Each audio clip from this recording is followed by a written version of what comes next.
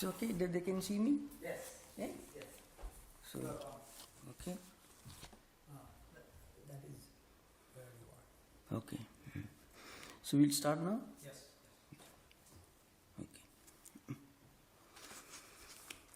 Okay. Swamiji. Yeah, namaskar. Sorry, few minutes late. I was caught in a telephone call. Sorry. Yeah. No worries. Yeah. Good evening, everyone. Welcome to the continuation of the discussion on the foundational texts of Indian philosophy. This meeting will be recorded and it will be posted on YouTube. So if you have missed any of the previous discussions, you may find it on YouTube. If you have any questions, there will be a question and answer segment at the end of the session. You feel free to unmute yourselves and ask the question.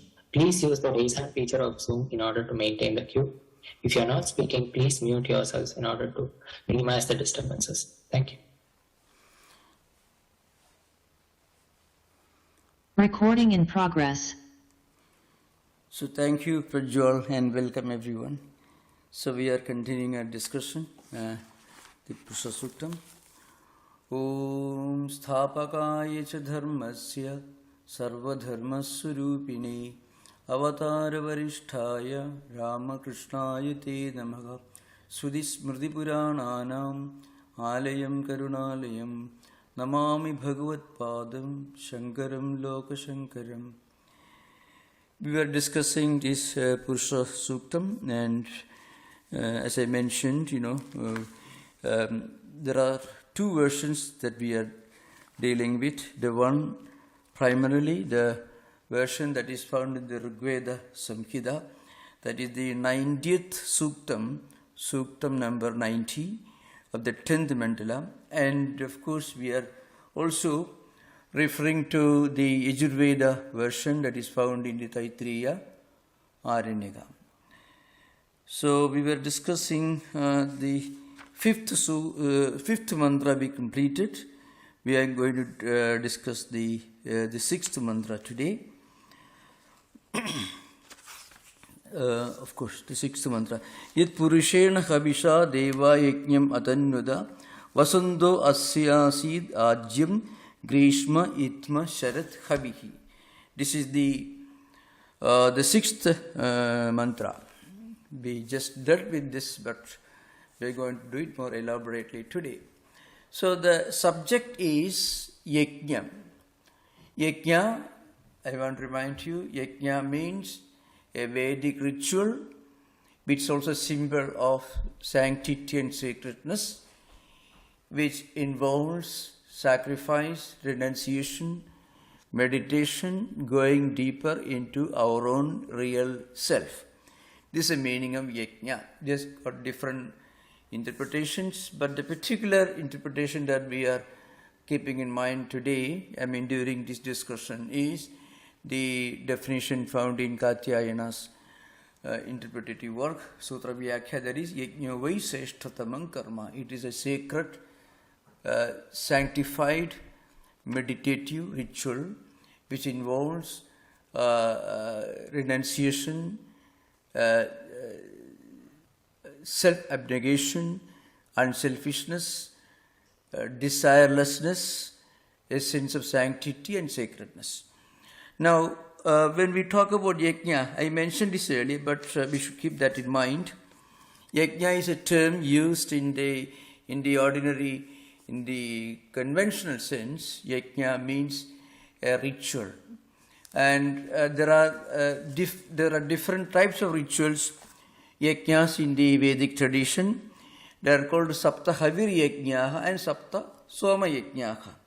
Sapta Havir Yajña is Ajñadhanam, Agnihotram, Deshapurnamasam, Agrayanam, Chadurmasyam, Niruddha Pasubandhan, Sautramani. And Sapta Soma Yajña, Agnishtomam, Atyaknishtomam, Ukthyam, Shodashi, Vachibeyam, Adiratram, Apnoyama. Of course, in the commentary, sometimes you find only a few mentioned. Agnishtoma, Aptoyama, Uktya, Shodashi, Adiratra, Vachipeya, and sometimes called Brihaspati. Okay, this is a subject. So, what does yajna involve? Yajna involves a number of Vedic scholars, Vedic priests, coming together and behind a burning fire, they start a fire and they offer many things into this fire. So what do they offer? They offer sometimes, what we call in Indian language, ghee or clarified butter, cooked food grains, barley, rice, wheat, and what we call yogurt, tea, all these are offered. And while offering, they mention one mantra. The central theme of the mantra is, it is for this Supreme Lord, not for me. That's the idea behind Indraya idam namama. All these are for you, O Lord. Deity is invoked, and all these things are offered in the fire. And the fire is a carrier. The fire is the messenger. Agni. Fire in Vedic language is Agni. And Agni is the name of a deity in ancient Vedic religion and also in the Zoroastrian religion. Agni, symbolic of light, is called Yajñavahaka means. So the first mantra, the first rik in the Rigveda Samhita, the beginning of it, Agni Mele Purohidam, Yajñasya Deva Murticham, Hotaram, Vritnathatamam. So Agnim Ile means is an invocation, praise, offering to the Agni Deva, Agni, the fire god. And Purohidam actually means Yajñavahaka, that is Sayanacharya's own commentary, and elsewhere commendatory literature you find. Agni is the messenger who takes your offerings to all these different deities. Now, the whole symbolism of yajna is now used in Purusha Suktam to explain this mysterious process of creation, the empirical world, and also the all-pervading divine transcendental reality. That's at the beginning itself. We discussed this, that is Purusha evedam sarvam yadbhudam yaccha bhavyam udamurdatva ishanaha idannena atirohadi. So Purusha eva idam sarvam. Idam sarvam Purusha eva. Whatever you find in this world, whatever you interact with in this world is one Purusha. And who is that Purusha? The Purusha is the divine reality that is present in all of us. Purishete iti Purushaha. Many people ask questions in the comment section. The Purishete iti Purusha, it is not part of Purusha Suktam. It is just a statement from one of the well-known commendatory literature, commendative works, that's all. One of the canons of Vedic hermeneutics, Vedic interpretative literature. So now, the whole creation, this entire creation is now expressed and explained in the light of the symbolism of a Vedic ritual. So look at the sixth mantra. Yat Purushena Havisha Deva Yajñam Atannvata. Now, and Vasando Asya Sid Ajyam Grishma Itma Sharat Havihi. So Sayanacharya says, Yad Devaha Yada Purvokta Kramena Sharireshu Utpanneshu Satsu Uttara Srishti Siddhyartham Bahidravyasya Anutpannatvena Purusha Surupameva Havistvena Sankalpya Purushena Havisha Yajñam Atannvada Purushatmagena Havisha Manasam Yajñam Anvatishtan. This is Sayana. So the point is, in this particular yajna, all these things are required. And this continues. Yajñam Atannvada Tadanim Asya Vasantaha Ajyam Asid Yajñasya Vasanta Rutureva Ajyam Abhud Ajyitvena Sankalpidavantaha Grishma Itmaha Tameva Idmatvena Sankalpidavantaha Sharat Havihi Tadeva Purodashadi Havistvena Sankalpidavantaha. These are just read the commentary Well, just to do justice to the central topic, means the fundamental text. So Sayanacharya's commentary is one of the important texts in the Indian philosophical tradition. So what it means is, as I mentioned, the ritual needs a lot of ingredients. There should be there should be something to be offered. For example, you have to offer either twigs called samit or faggots of firewood. You have to offer many other things like milk or the tea, yogurt or ghee, clarified butter, cooked food, purodasha, some special kind of rice cakes made for offering to this. And now here, ajyam. Ajyam means ghee. What is ajyam?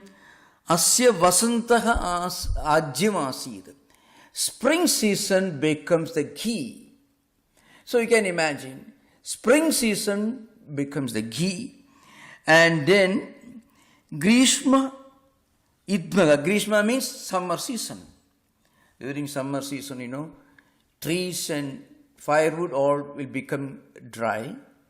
So summer season itself is taken symbolically as firewood that is offered in the fire. And ajyam, ghee, which is produced in large quantities during the spring season, when cows give plenty of milk and people make a lot of ghee, clarified butter. So spring season becomes ghee. Now, this yajna's symbolism is conceived before creation. So before creation, there were no cows and there was no firewood. But firewood is to be used for any ritual, Vedic ritual. So seasons become firewood, ghee, and so on. And also food grains. So in the symbolism, the Vedic symbolism, Purusha Suktam says, in this ritual, instead of clarified butter, spring season became clarified butter. So that is why, Vasando asya asid ajyam. Vasanta is spring season. And it is very auspicious season. And ghee is supposed to be very auspicious. It is to be offered in the burning fire. So seasons become different ingredients in this pre-creation Vedic ritual. And again, the summer season, which is characteristic of heat and woods and trees going dry, the summer season becomes faggots or small tiny twigs of firewoods, which are necessary for starting this yajna fire. Homa is called. Again, Sharat Havihi. Sharat is autumnal season. Sharat is autumn season. So during this season, a lot of food grains grow in the tropical countries, Indian subcontinent. I mean, of course, it has the geographical and historical and cultural context of Indian subcontinent. So during the autumnal season, it calls Sharat. What happens? Plenty of food grains grow. So that instead of offering rice pudding or rice cake called purodasha in the old Sanskrit language, the Vedic language, Sharat season becomes cooked rice and other cooked grains, because that's the season when food grains grow. Summer, which is characteristic of heat, becomes dry twigs needed for starting this fire. And ajyam, you have to offer clarified butter, actually ghee, which is very important for all Vedic rituals. So spring season becomes clarified butter. So in this pre-creation symbolism, in the ritual that is taking place before creation, then the creation itself is not conceived to be a Vedic ritual. It's called Prajapati Yajna or Prajapati Yajna, because Prajapati means Prajanapati, the great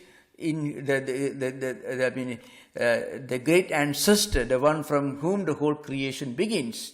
So Purusha himself will become the sacred animal which is to be offered. Now again remember, there is no animal here involved. So what is to be offered? That Purusha. In the next mantra, you can see that description further, you can find. Tam yajnam barhishi praukshan Purusham jadam agrataka tena deva ayajanda sadhyaha rishayaschaye. Now, tam yajnam barhishi praukshan. Again, let us go back to the Vedic symbolism in all these Sapta Haviri Yajnas, Sapta Soma Yajnas, As part of the ritual, there will be many ceremonies.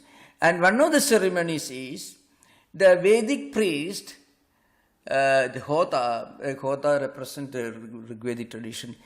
He will use a tied piece of dry grass. It is called darbha. And with that darbha, he will sprinkle water. It's called prakshanam on all these ingredients which are to be offered. For what? For purification. So the ancient symbolism that is found in many traditions, ancient religious traditions, of invoking some sanctity to a few drops of water and sprinkling that water everywhere as an act of purification, which is part of the Vedic ritual. That is now taken as a symbolism used for describing the entire process of creation. So, this mantra says, Ye sadhyaha, sadhya srishti sadhaka yogyaha prajavati prabhudayaha rishayascha tadanugula rishayascha mantra dashtaraha santi. So, there are sages who are assembled in the Vedic rituals. So, what did they do? They meditated on this cosmic Purusha, this divine reality which has taken the cosmic form. And the ritual of purifying all the ingredients is used in this context. All these sages, Prajapatis, and the great saints and ancient rishis who have realized the truth of meditation, what did they do? They did this prakshana, means purification. And that process is compared to rainfall. So you can imagine, seasons are taken to be different ingredients used for the ritual. So instead of twigs, summer season becomes the samit, the fagots, Grishma Itma. And then Sharat Kala. Sharat is one of the important seasons, autumnal season, which is characterized by prosperity, a lot of food grains grow. So that particular season is symbolic of the food grains, cooked rice, all these offered in the sacred fire. Again, Vasanta, spring season, it is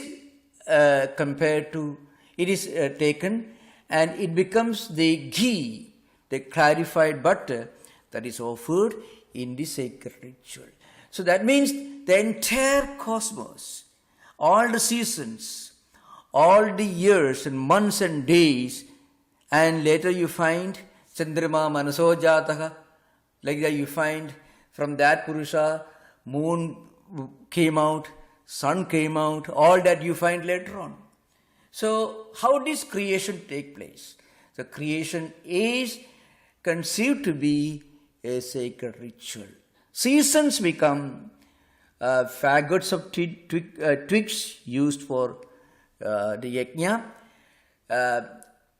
and the seasons become like spring season becomes the clarified butter, and autumnal season becomes symbolic of prosperity, of offering cooked rice, cooked food. So, te agradha jadam purusham sarvasishtehi purvam jadam purushattena utpannam yajna sadhanam pasutta bhavena yuva bandham, yupe bandham, this means here. Now, this Purusha, in the ancient Vedic rituals, Vedic sacrifices, sometimes they used to tie one yajna pashu to a pole that is kept that is kept near the yajna or the place where the ritual is going on. Here, the cosmic Purusha, this divine reality, is itself becoming the sacrificial animal. And then the sacrificial animal is purified. That is Barhishi Praukshan. So it becomes rains. So the priest taking this darbha, this auspicious dry grass, and they dip in water, and the water is sprinkled everywhere as an act of purification to the accompaniment of certain mantras, certain Vedic mantras. This purification, what is it? It is meditation. So, seasons became different ingredients of the ritual. Purusha himself becomes yajna pashu, the sacrificial animal, and rains become the water which is used for purifying this Purusha. And what is a purification? Meditation. So that's why Sayanacharya says, Barhishi Praukshan Manase Yajne Prokshitavantaha. So purified with Manasa Puja. So remember, Manasa Puja is a kind of is a practice in puja where the 5 elements themselves become offerings. In the Manasa Puja, it's called Manasa Yagam in the context of Purusha Suktam. From that only Manasa Puja, the idea of the concept of Manasa Puja evolved in modern puja. You find in all the pujas done by in temples, important pujas, there is Manasa Puja. Puja that you do externally, taking flower, taking incense sticks, showing the lamp and incense sticks and flowers and tulasi, bilva, all these sacred things in front of the deity. But in Manasa Puja, all these things become symbolic mental projections. Our own thoughts, our own speculations, our mind, our senses, our five functions of air, all these become different ingredients that you offer in ourselves. So it is called an internal, spiritual, meditative practice called Manasa Puja. Its original form is called Manasa Yaga, which is now we are discussing now in Purusha Sukta. So air, Vayu, light, that is Agni, and then space, Akasha, water, Jalam, and Prithvi, earth. These are the 5 elements. These 5 elements become ingredients in the Manasa Puja. And then what is offered to the deity? We offer ourselves. Jivatma offers himself to the deity. And all the 5 elements which are integral functions of the Jiva, they become different objects of offering. But the final offering is ourselves. That is, we have to identify ourselves with the all-pervading, supreme, divine reality that is present everywhere. That is, from this body-mind complex, we should ascend to our higher dimension. We are not just these physical mechanisms that come and go, that are born, live for 100 years, suffering and enjoying, going through all the functions that animals also do, and then finally disappearing, again reappearing. This is this cyclic process. That is Padaha Asya Bhutani, earlier we discussed. From this, we have to travel forward, upward. How do we do that? By practicing this Manasa Yaga. So, when we consider ourselves to be the objects of offering, finally we offer ourselves as Naivedya, become Jivatma, then we realize our true identity, going beyond the physical, empirical identity. We recognize our true spiritual nature. We are the all-pervading divine spark, divine principle. That idea is symbolically explained here. All these in the light of the symbolism of yajna. So that's why I had to give a picture of the Vedic rituals, 7 yajnas, sapta havir yajna, sapta soma yajna. In all these Vedic rituals, some of them are very elaborate. For example, the Ashwamedha or Adiratra, these are more elaborate. There are also certain rituals that continue for many, many months, but nowadays they are not performed in ancient times. But in all these rituals, there are certain essential ingredients required. Meditation, purification, and again this dry wood, samit, and ajyam, clarified butter, ghee, purodasha, that are cooked rice cakes. All these are necessary for the Vedic ritual. That Vedic ritual is used to explain the entire creation and evolution of the universe, and also the ultimate purpose of human life. It comes to the end. That was the last mantra I find. It was the end that comes in the Yajurveda, Krishna Yajurveda version of Purusha Suktam, which is more elaborate, and Vedāhamedam Purusham Mahandam Aditya Varnam Tamasah Parastad Tameva Viditya Adimurti Medi Tas Na Anyapantha Vidyati Ayanaya. That is the conclusion. As a result of this purification, this meditation, I have finally realized that all-pervading divine reality, Aditya Varnam Mahantam Purusham Veda, the ancient sage declares. As a result of this meditation, the whole Purusha Sukta is actually a kind of meditation. It's a meditative practice, where every act we do is sometimes compared to a Vedic ritual. All that we do. In fact, in a way, the well-known mantra in the Bhagavad Gita, we call Brahma Yajna mantra. Brahmarpanam Brahmahavi Brahmakno Brahmana Gudam Brahmaiva Tena Gandavyam Brahma Karma Samadhina. So whatever we are offering, and in that into which we offer, and the one who offers, and the blazing fire into which everything is offered.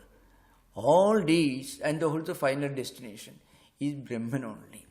So that is why Tam Yakyam Barhishi Praukshan.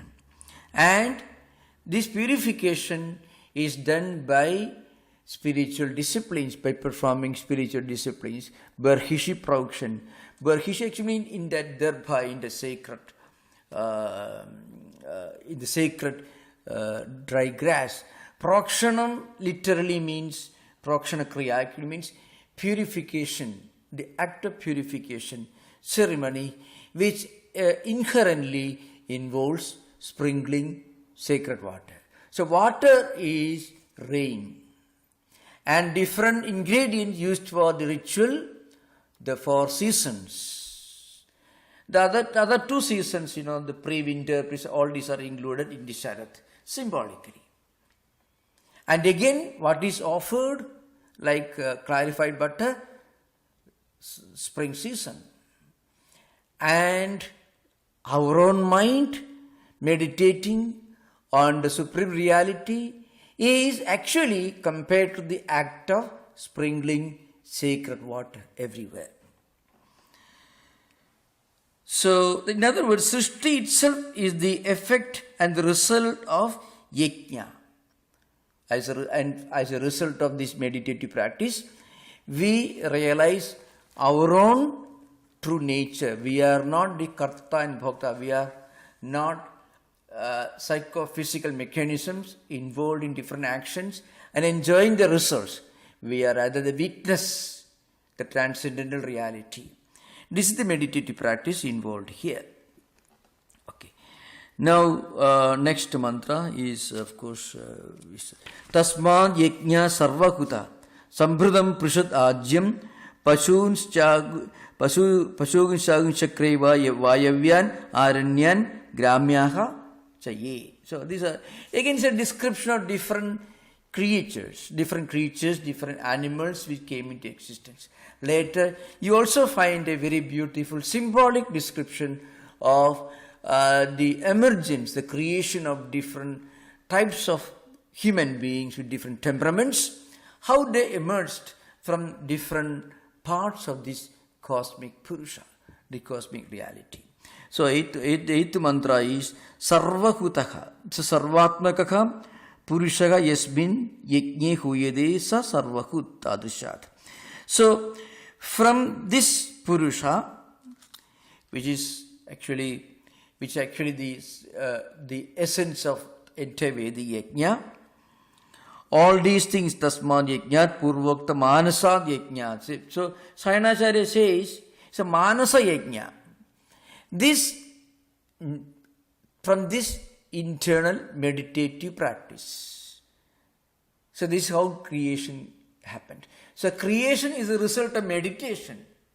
It's not that God worked very hard to create different animals and human beings. No. God willed, we call sankalpa. So, you can find actually that word is used elsewhere. The word sankalpa is used here, Actually, sankalpidavantaha. So, you find ajyam yajnasya vasanta rutireva ajyam abhut ajyitvena sankalpidavantaha. Again, tameva idmatvena sankalpidavantaha. Tameva purodashadi havistvena sankalpidavantaha. So, sankalpa, what is sankalpa? Sankalpa is not a voluntary action. Sankalpa involves an act of, let us say, will, but without a deliberate purpose. That is sankalpa. Because the creation did not take place with a purpose behind. Creation just happened. You can see the God so willed and let there be, that maybe some of these modern over-enthusiastic specialists on interfaith religions have superficially interpreted the whole thing. In fact, I tell you, the funny joke, actually, I had to write a kind of rejoinder to a book that is published in one of the Indian vernaculars, where where an extremely over-enthusiastic evangelical scholar compared this Prajapati Yajna to crucifixion. Of course, people do that, of course, imagination. Certainly, they are wonderful people. They have the freedom to do that. But that is sometimes we do that. We take things from different religions and then we see some common thread. Not actually, we imagine there is a common thread. In fact, there is a common ground for all religions at the spiritual level, not at the level of symbolism. At the level of literature, poetry, symbolism, there may not be much identity. But when we actually practice spiritual disciplines, then we reach a point of experience. At that level of experience, you can see there is a common ground. As Sri Ramakrishna could see the same truth in all religions, but that was a vision from the spiritual perspective, not from the philosophical or ritualistic perspective. Anyway, so that's a different subject. Those who are interested, you can ask this question during interaction, most welcome. So the point here is, the whole thing is, the whole creation is now is explained as a sankalpita. All these ritualists, they willed. So sankalpa, as I mentioned earlier, sankalpa is not a deliberate action. It comes involuntarily. Something that comes to our mind and it becomes a reality. So in that sense, perhaps, the Purusha Suktam has got a deep symbolic meaning. So now we are coming to the subject. Other animals also came into existence. So you can imagine the description. Vayavyan, Aranyan, Pashun. You see, different animals which live in the air, and also different animals like, for example, these cows or deers, which are able to live in this world because there is air. So Vayavyan, Aranya Bhavan. Aranya means those who live, they are born and live in forests. And Gramyan, those who live in villages. So Pashun and Harinadin, I mean deers. Chakre, Ulpadidavan means all these animals also came into existence. Animals that live in forest, that live in villages, and also those who live in air, like birds, they all came into existence. It's a simple description, nothing profound in that. Tatha ye cha gramyaha gavashwadeha. So cows and horses, they're gramyaha, they live in villages. They are not wild, they are animals that live with human beings. Tan api chakre ulpadyavantaha.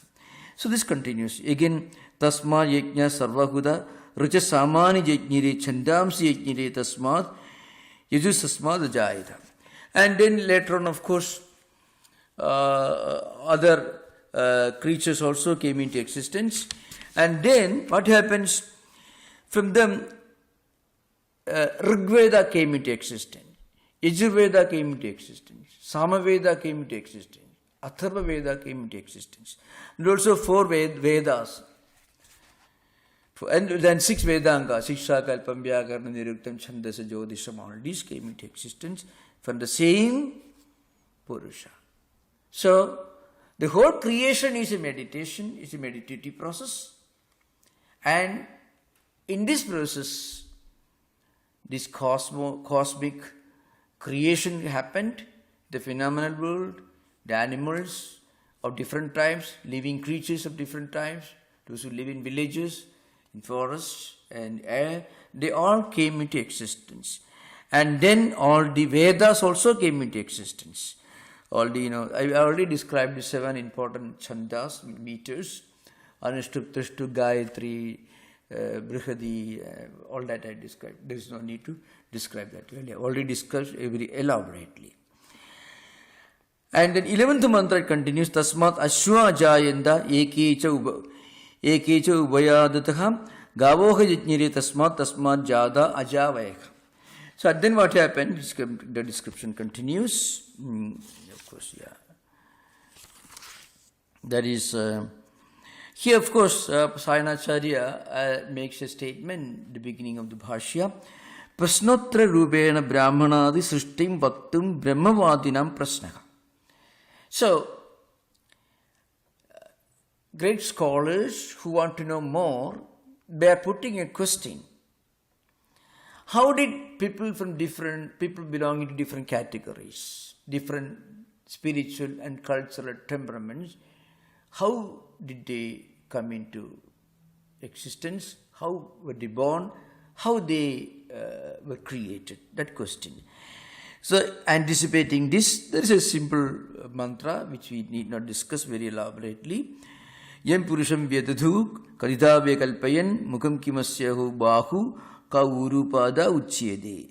So this continues, So this Srishti Yajna, the creation Yajna continues.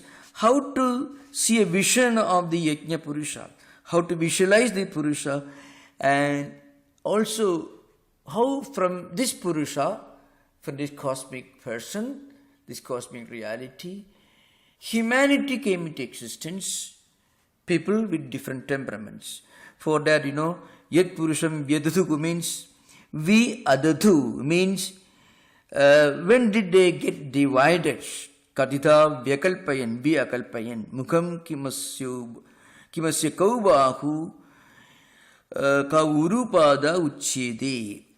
When this, when they meditate upon this Purusha, how many types of different living beings came into existence?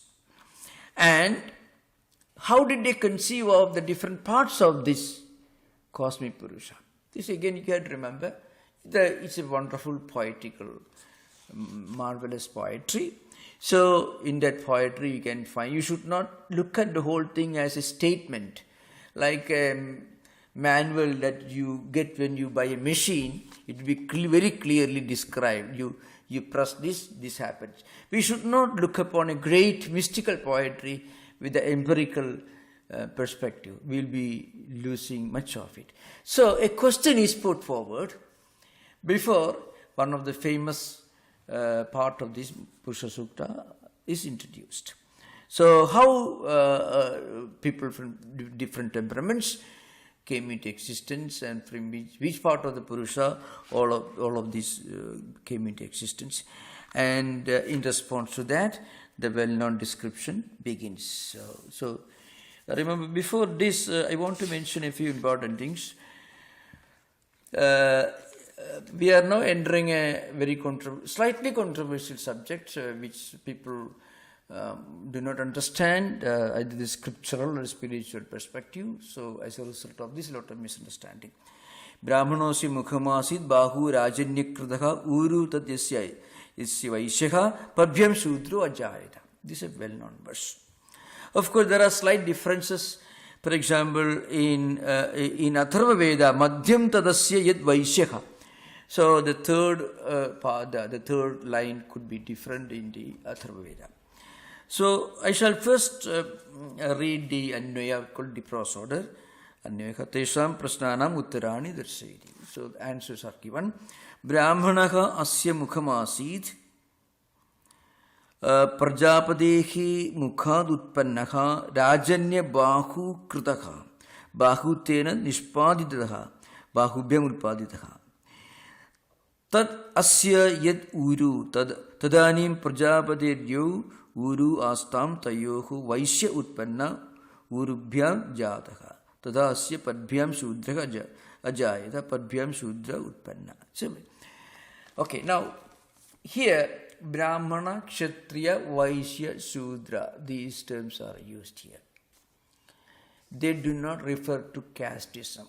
They do not refer to any kind of privilege system based on birth. They refer to certain unique human temperaments, human characteristics, which are common in all countries, all societies, all tribes. Everybody, even within your home, you may find these four groups. Suppose the father may be active. There are in many families some 90-year-old people more active, but maybe a 20-year-old young man may be reading Sermon on the Mount, or maybe meditating. A 90-year-old grandfather will be active, cutting wood and going about. You can find. So where do you draw the line? The son is a Brahmana and father is a Kshatriya. You can say that. Mother may be running a shop in the city. She is a Vaishya. So remember, it is not a description of any kind of privilege system based on birth. Not at all. And I cannot refer a greater authority than Shankaracharya, who is the archetypal custodian of everything that is orthodox and traditional in Hinduism. And as for, I mentioned earlier, actually one of our well-known friends wanted, I gave to one of our friends here, what Sister Niveda had to write about Shankaracharya. A greater estimate cannot be written by anybody. And it came from a firebrand Irish lady who was almost a revolutionary in Northern Ireland. So that's the estimate of Shankaracharya. So humane, so philosophical, so spiritual, and such a unique person. And she says, this is a person we can only see from a distance but can never understand. That's how Sister Niveda writes about Shankaracharya. What does Shankaracharya says about this? So he says, there is a well-known verse in the Bhagavad Gita. Chadurvarnim maya sustam guna karma vibhagashaka tasya kartaram abhimam vidhi akartaram avveyam. So the verse. Chadurvarnim maya sustam guna karma vibhagashaka. Lord Krishna says in the Gita, Chadurvarnya, this concept of dividing humanity into 4 different temperaments, based on their aptitudes, based on their own refinement, their own cultural refinement, based on their own spiritual evolution. It is my work. And tasya kartaram abhimam vidhi akartaram avveyam. It is a permanent status quo situation in all societies, in all families, in all countries. And now, what does Shankaracharya say about this? Just listen. Chaduvarnim chatvaraha eva varnaha chaduvarnim maya iswarena sustam utpadidam brahmanaha asimukhamasi ityadi sudehe. But Shankaracharya refers to this particular mantra that we are discussing right now. We are discussing brahmanosi mukhamasid bahurajanyakృతః. The well-known mantra in the 90th Suktam of Rigveda, 10th Mandala. That's what Shankaracharya is referring to. The same subject we are discussing now, Shankaracharya is referring. And you will remember he was not an ultra-modern liberal person. He was the champion of all that is orthodox and traditional Hinduism. What does he say?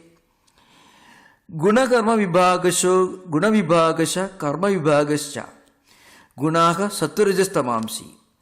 So the whole thing is a matter of dividing, analyzing, studying humanity based on their natural characteristics and also how those characteristics express themselves in their actions. So these are 2 important criteria. One, the natural temperament and characteristics and how that temperament expresses itself in their actions.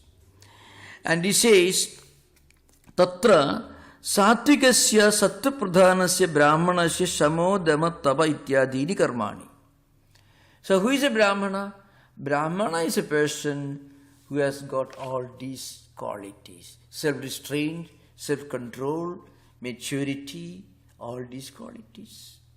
Patience, a natural aptitude towards spiritual, philosophical, contemplative activities. That is Sattva-guna. So such a person in whom these characteristics are predominant is a Brahmana. That's the idea behind. So, it's a now you can imagine, of course this is more of a matter of political and sociological controversies which I don't want to discuss. So how a great idea which is being described in ancient Vedic tradition is hijacked and misunderstood and misinterpreted.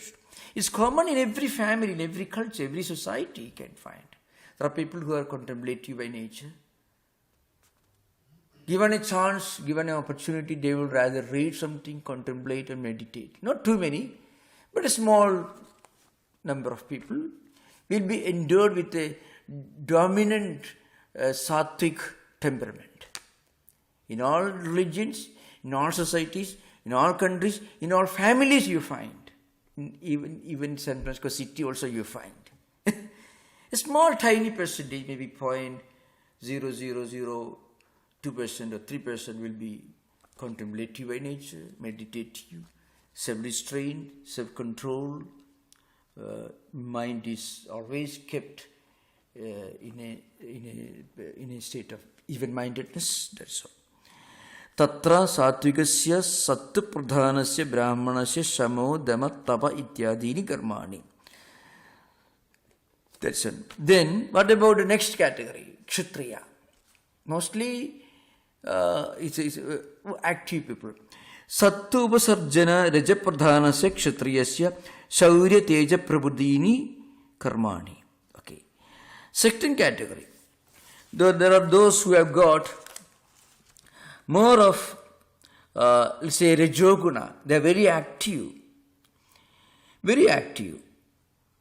But they have got Sattva-guna because they may have justice and fair play. They may have sense of moderation, sense of propriety, but they won't be spending a lot of time in meditation. So they will be called Kshatriyas. So they are not bad, they are also good people, but they were given a chance, they would rather do something with their body and mind, something that will help them to become dominant in society and country. There more dynamism, more activism you find. So they have got Sattva Guna, only a small percentage, but mostly they have got Rajoguna, more active. This is the idea behind. And then, of course, so the discussion continues. Again, then there are those who have got a lot of Rajoguna, very active, very dynamic, very efficient, and at the same time, they may not have much Sattva Guna, but certainly they have got some Tamo Guna. So, there are a lot of Rajoguna, very active business people, traders, farmers, they are very good people, but you ask them, you go and meditate, they will tell it's a waste of time. They would rather spend their time in things which are so. It's not that anybody is bad or anybody is good, not at all. Anybody is superior or anybody is inferior. What it means is, this is what you find in human temperament, human society. It's a very, very, very profound, very natural, very rational analysis of the human nature. And also in his commentary, Shankaracharya says, every person should try to increase more and more the Sattva Guna. A person who is very lazy, he should try to become active. And when he becomes active, then he should remember, well, action is good, but that's not enough. You also need a brake, not just accelerator. So, for that you need some Sattva Guna. That's needed. So every person can take an ascent and climb up the ladder, go higher and higher in their own evolution of their temperament. So this is what we find in human society. That's the theme we are going to discuss in the coming session. It's a well-known verse, well-known mantra. Unfortunately, most people who criticize this part of the Purusha Sukta, they don't know Sanskrit, or they don't want to know Sanskrit, and of course they don't read the original text. Of course, it's a matter of sociological and political controversy. It's not philosophical or scriptural, but it's a very wonderful analysis of human society. And also there is a straight path laid out before us. All of us can increase our meditative temperament, contemplative temperament, or aptitude for higher thought, philosophy, contemplation, we can do that and we should do that. It doesn't mean that we should become lazy or inactive. Along with action, we should also realize that action is not enough. Action can give us success in material life. That is necessary, that is important, but that's not enough. There should be something more than that. For that, Sattva Guna is needed. This idea behind. We'll discuss in the next session. Most welcome. You are most welcome to ask questions. Yeah, thank you. Thank you, Maharaj. Yeah, thank you. David, would you please proceed? Yeah. Hello, Swami. Yeah. I wanted to ask, you mentioned the 5 elements. Yeah. And I was curious about, in Sankhya, and I think Advaita accepts it too, the 24 cosmic principles, and includes the 5 elements. Is that something that Kapila made up, or does he get that, from the 5 elements, or is that something that's stated in the scripture, like the Vedas or the Upanishads? In Vedas, of course, there are references to the 5 elements. In fact, there is a Prithvi Suktam. In Prithvi, there is a whole hymn dedicated to earth. In fact, a lot of ideas of conservation of air and water and environment, all you find in that well-known. It's Rigveda Samhita itself. So, all these ideas are found in Vedas in a scattered form. From that, Kapila must have developed as an integrated philosophical system. So, there's no doubt about it that because Kapila's Sankhya system is one of those philosophical systems which accept Vedas as an important, testimony, as an important authority. It's called Āstika Darśana, theistic systems. So naturally, Kapila must have developed this from Vedic sources. Yeah. So the Tanmatras, though, all that was his. Those were all his ideas, but the only part he got from the Vedas were the 5 elements, or did he get? Yeah, Tanmatras also are mentioned in many Veda mantras. Tanmatra, okay. The subtle original forms from which these 5 elements, Bhutas, emerged. They are the causal dimension, causal forms of 5 elements. So that also are implied in Vedic literature. You often find, in fact, Akashad Vayu, Ragni, Aktera, Bhabhi, Prithvi, Moshe, the Oshadhi, Annam. So this is from, it is from Krishna Yajurveda Taittiriya Upanishad. From the Atmanaha Akasha Sambhudaka Akashad Vayu. From Atman, space emerged. From space, air principle. From air principle, fire principle, Vayu, Ragni. And from Agnerabhaka, from fire principle, the water principle, and from that, Prithvi, matter. So it's actually from Krishna Yajurveda. Right, yes. Yeah. Right. Taittiriya Upanishad. Okay, thanks. Yeah. Thank you. Sri Ram, you're next. Yeah. I would like to request you to shed some more light on your comment that the sankalpa are deliberate act. I thought normally we do sankalpa before a puja or a yajna or any japa, stating what the purpose is. So it appears to be with a specific goal. I was confused by your comment that it's not a deliberate act. Yeah. Sankalpa. Shed some more light. Yeah. Sankalpa used in Purusha Sukta is an involuntary process. But Sankalpa is done as a spiritual discipline in Sandhya Vandana and elsewhere in puja and worship. It is a deliberate, it's a part of the ritual, one of the elements of ritual.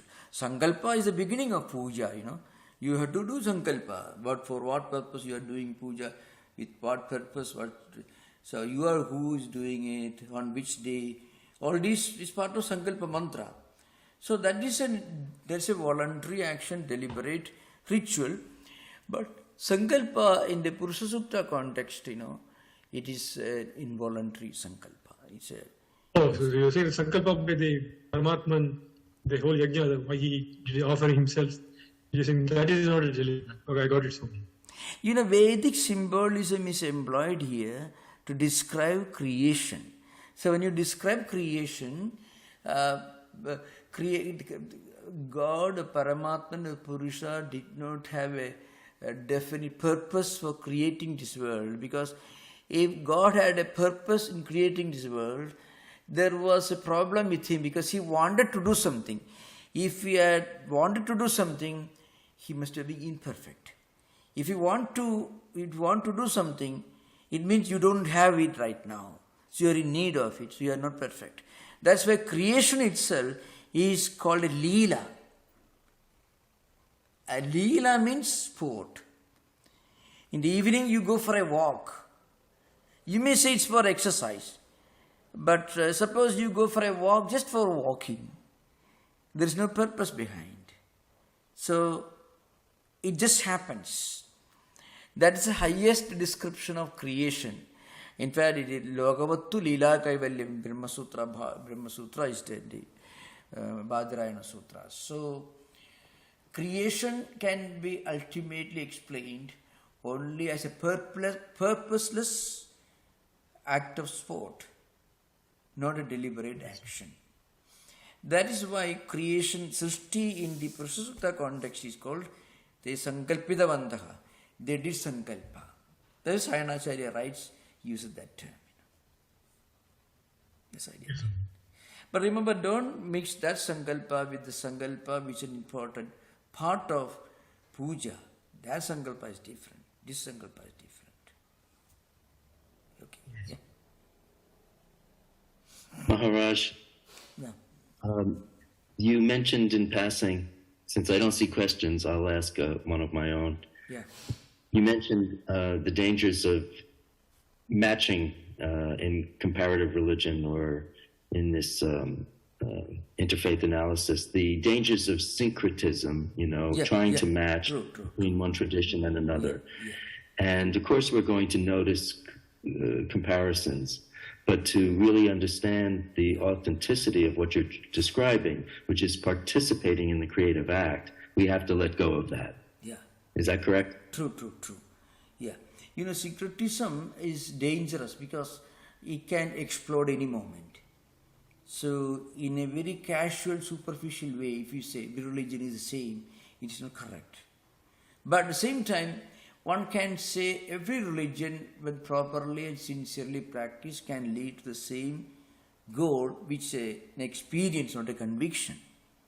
So, a sincere person, whatever religion he may belong to, or he may not have any religion, Buddha did not believe in God as such actually. But so, that person can certainly realize the divine. That's what Vedanta says. So, only from the highest experience point of view, we can think of all religious traditions as identical. Only from the highest experience point of view. I often use this word as a comparison, as a metaphor, Suppose you are trying to climb a hill and you are following a track or a trail. Nobody is taking that trail. You alone. You don't see anyone else. So you may think, this is the only road that can take me to the top of the hill. Because you don't see anyone. You are not able to see any other trails, any other roads leading to the top of the hill. You look around, nothing.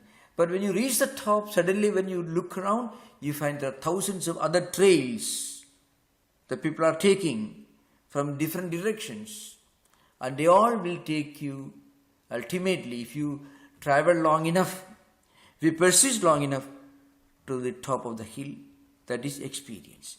So from the top of the hill, when you look downward, you find all roads lead to the same goal.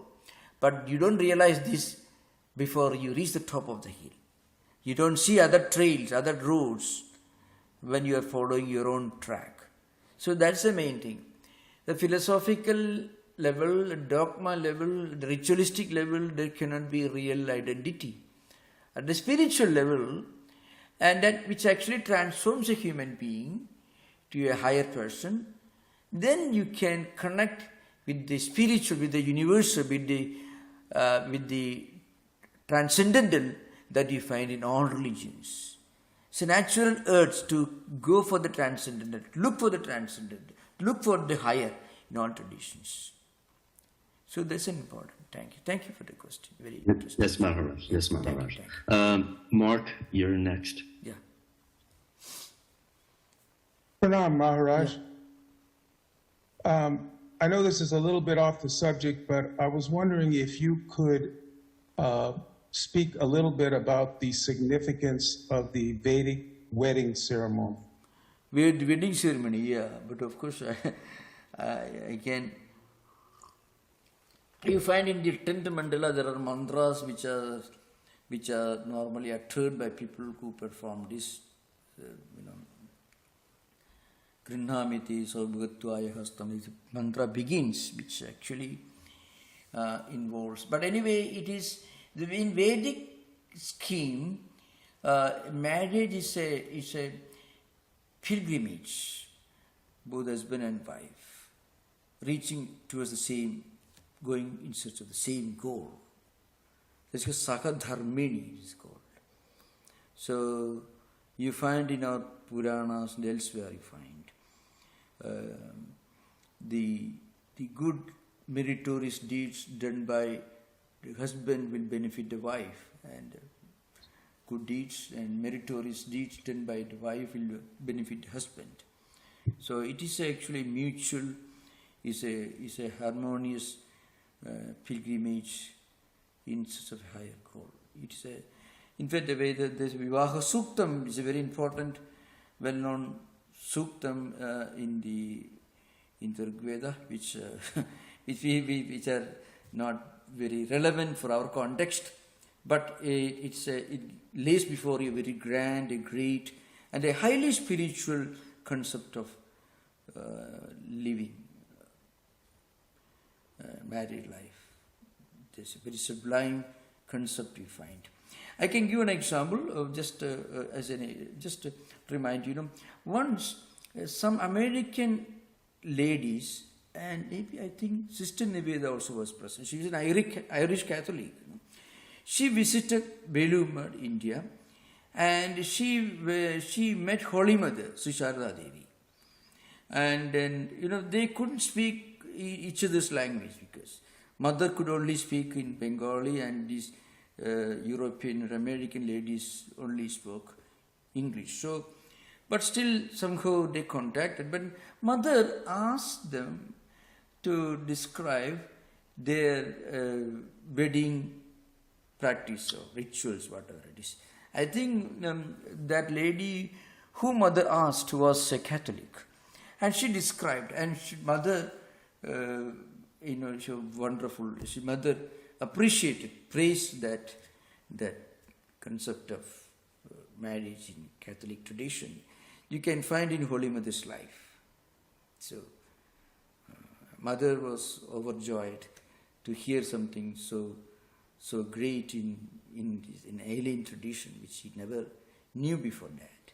So, can you imagine? So, this you find in Holy Mother's life. So, there are higher ideas. Vedas are very profound. Vedas have a very profound concept of married life, the idealistic married life. Okay. Thank you. Thank you. Thank you. Ranjit, you are next. Namaste, Swamiji. I have a question about this idea of Leela, because as a science student, I find it very intriguing and interesting, because it's kind of, in science we learn nowadays that a lot of events are purely random or stochastic, as they call it. So, and this idea of Leela has occurred to me that it is somewhat resonating with that. So, my question is, where is the first time this idea of Leela appearing? Is it in Vedas, or is it in some after that? Where do we see this idea of Leela first time? Right.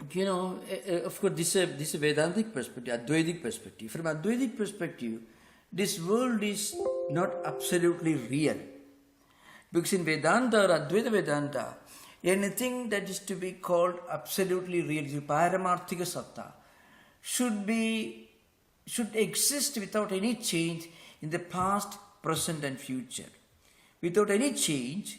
It should remain the same in the past, present and future. Called Shadvikara Atita Trikala Abhadita means not affected by the changes in the past, present and future. Now this world in which we are living, the entire cosmos universe, doesn't qualify for the status of absolute reality from that criterion. It changes all the time. Maybe Earth will be different after a few millions of years, it will be different. Several billions of years ago, it must have been different. So the point is, anything that changes is not absolutely unreal because we interact with this world. We interact with the world. So it is not absolutely unreal, but because it changes, it is not absolutely real either. It's called mithya or maya. There's a real meaning of it.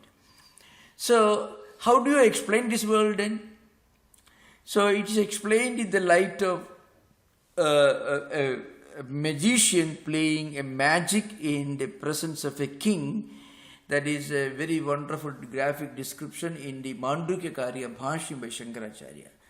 That is a very famous passage. So a magician comes to a king's court and he starts playing his magic. And suddenly, these onlookers, they are deluded into thinking that somebody is calling the magician to go to heaven and there's a war going on between the demons, devas and asuras, and then he has to go and assist the devas in their war against demons. All that, all magic, just delusion. And then a lot of fighting going on, they hear a lot of noise, they are terrified, and after some time, everything disappears. The magician is standing there. Bhumishto tishtadiva, Bhashyara says. He's standing there as a witness, not without anything.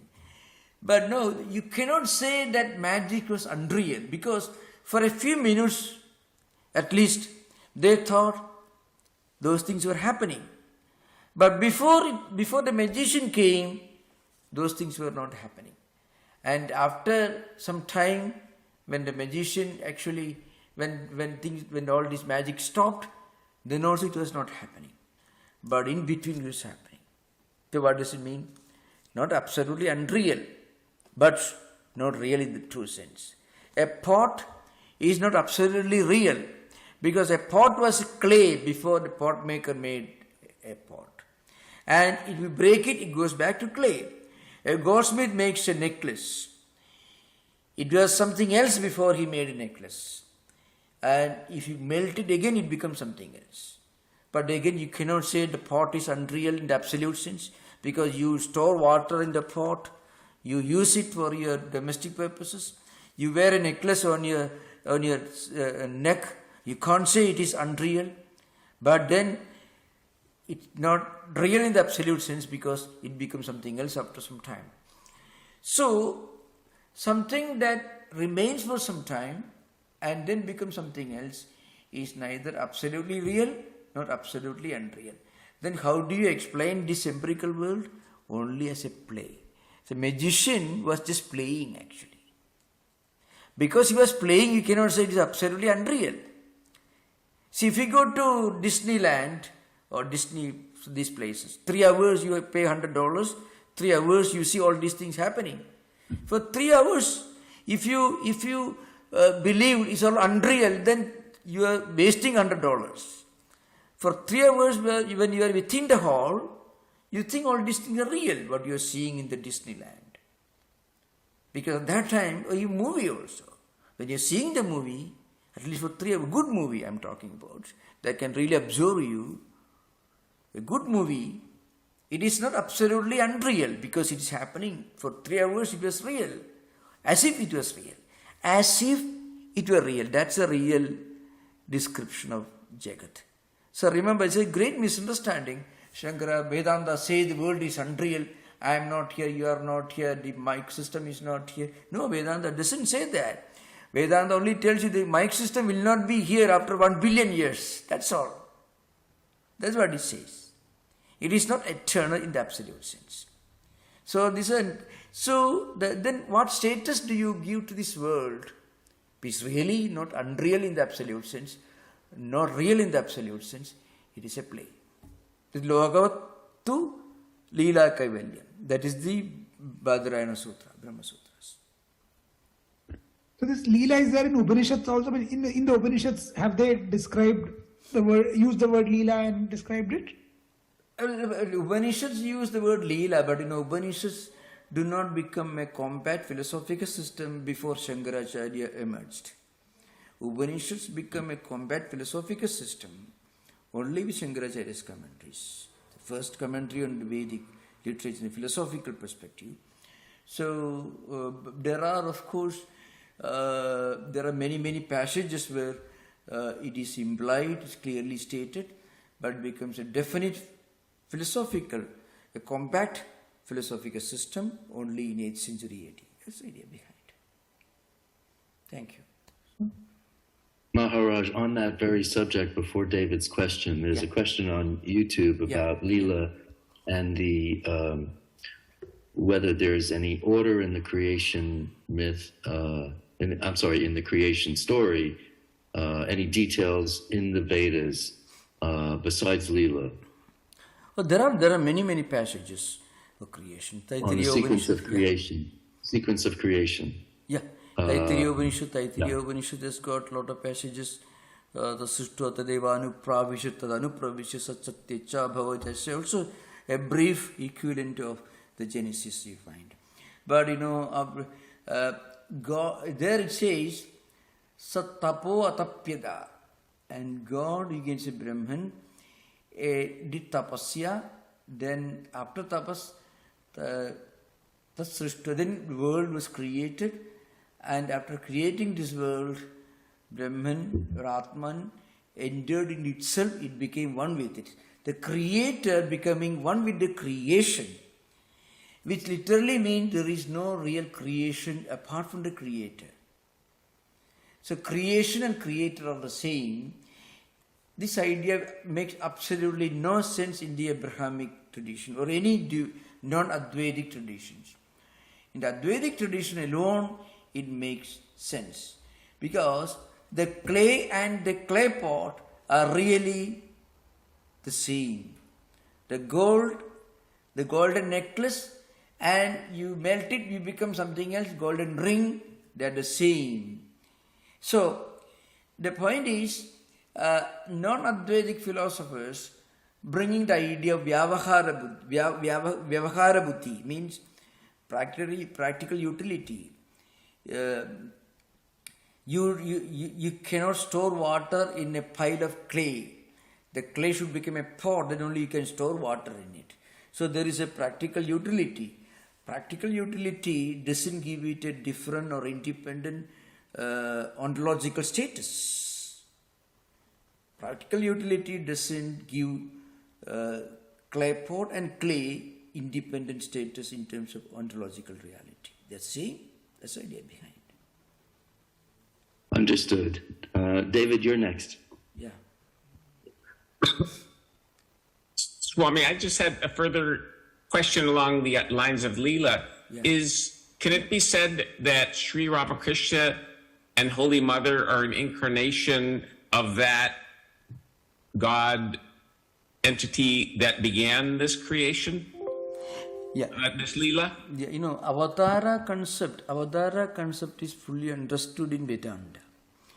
Avataras are special manifestations of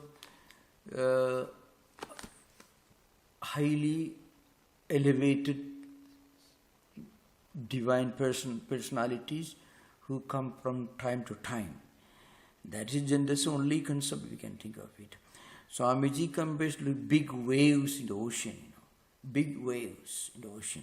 Personally, big waves are part of the ocean, but big waves are certainly different when you see them. 100 meter tsunami is different from the water for an ocean, which is calm and quiet, different. But still, you cannot say the waves have a status independent of the ocean. But they are not identical, again, at the empirical level. But they are not different at the absolute level. Same water constitutes the 100 meters wave. But then, at the same time, they're different. So Avadara idea can be fully accommodated within the Advaita system. This is an important thing. Swami Vivekananda, he makes a famous statement. The difference between an amoeba and a Buddha is one of degrees and not of kind. An amoeba, the manifestation of the divine within, is very feeble, very little. But in a Buddha, when he used the word Buddha, we are not sure whether Swamiji was talking about Gautama Buddha or the Buddha in Sanskrit means the enlightened one. So the difference between an enlightened spiritual person and an amoeba is not one of kind, but one of degrees. If it's a difference of kind, then that should be eternally different. No. Amoeba also can evolve, maybe billions of years it may take, and can become a Buddha, first human being. Then he may also, you find, in fact, how do you explain different people, different temperaments in the same family? How do you explain this diversity? So there are certainly many instances where the same family, 5 children, went to the same school, same environment, but 5 different temperaments. So it's one of degrees, not of kind. That's the idea behind it. A Buddha and an amoeba. That's a very powerful statement which explains the whole gamut of evolutionary process at spiritual level. Swami, will you, as part of this series, be talking more about the concept of Avatara, Leela, and Advaita? Certainly, I have plans to take a Bhagavata Purana because it's one of the most important devotional classical works, very unique work. It is full of Vedanta, full of philosophy, and full of devotion. It's a very profound book. And also, certainly, we'll be discussing that. I think it is a very long process. I was telling one of our friends that, we have whole Mahabharata with me. So we have at least 5,000 lectures, titles we can have for Mahabharata.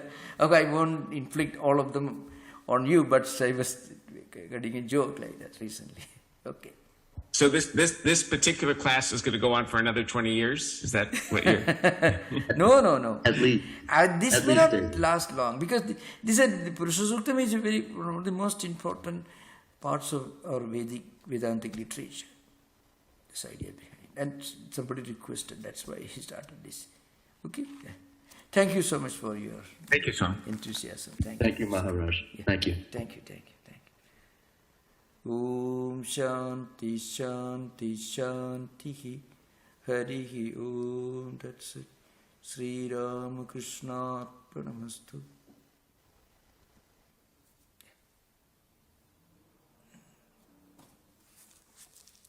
Yeah, thank you.